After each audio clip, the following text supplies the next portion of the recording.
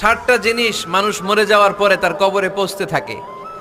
ইন্না মিম্মা ইয়ালহাকুল মুমিন মিন হাসানাতিহি বা'দা মাউতিহি, মানুষ মরে যাওয়ার পরেও যে 60টা জিনিস তার কবরে পৌঁছায় তার মধ্যে একটা হচ্ছে মসজিদান বানাহু, সে যে মসজিদ বানিয়ে গিয়েছে ওই মসজিদের সওয়াব। সুবহানাল্লাহ পড়েন।